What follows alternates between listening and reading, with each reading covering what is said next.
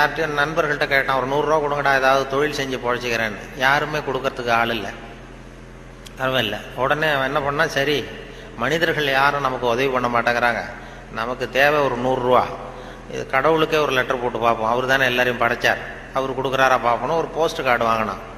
Post கார்டை வாங்கி அதில், அன்புள்ள கடவுள் அவர்களுக்கு வணக்கம், எனக்கு மனிதர்கள் யாரும் உதவி செய்ய மாட்டேங்கிறாங்க, எனக்கு ஒரு 100 ரூபா இருந்தால் அதை வச்சு நான் பொழைச்சிக்குவேன், நானே ஒரு 100 ரூபாயை எனக்கு அனுப்பி வைக்கும்படி கேட்டுக்கொள்கிறேன்னு போட்டு கையெழுத்து போட்டான். போட்டு அந்த பக்கம் திருப்பி அட்ரஸ் எழுதணும்ல, பெறுகிறவர் முகவரி உயர் திரு கடவுள் அவர்கள், அப்புறம் தெரு நம்பர், வீட்டு நம்பர், தெரு ஒன்றும் தெரியல. யோசிச்சான், கடவுள் அட்ரஸ் எப்படி கண்டுபிடிக்கிறது யோசிச்சு, சரி எல்லார் அட்ரஸும் போஸ்ட் மாஸ்டருக்கு தெரியும் அப்படின்னு சொல்லி கடவுள் கேரா போஸ்ட் மாஸ்டர்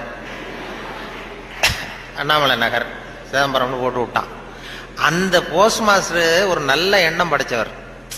அவர் என்ன பண்ணிட்டாரு, யாரோ ஒருத்தன் அப்பாவித்தனமா 100 ரூபா கேட்டிருக்கான், நாமளே அனுப்பிச்சிருவோம், கடவுளுக்கு அனுப்பியிருக்கான் அப்படின்னு சொல்லி அங்கே போஸ்ட் ஆஃபீஸில் வேலை செய்கிறவங்கள்ட்ட எல்லாம், உங்களால் முடிஞ்சதை கொடுங்கப்பா, ஹெல்ப் பண்ணுங்க, அவனுக்கு உதவி பண்ணுவோன்னா ஆளுக்கு உடனே 5-10 எடுத்து கொடுத்தாங்க. எல்லாரும் சேர்த்தா ஒரு 90 ரூபா சேர்ந்து போச்சு.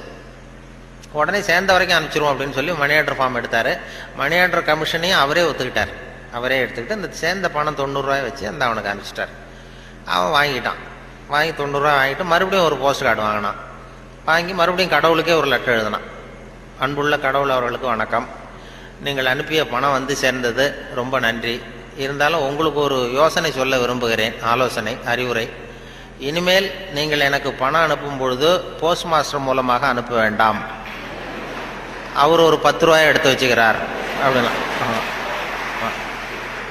நல்லது செய்ய போய் கெட்ட பேர் வந்துடுது பாருங்க. இதான் நன்று ஆற்றல் உள்ளும் தவறுண்டு.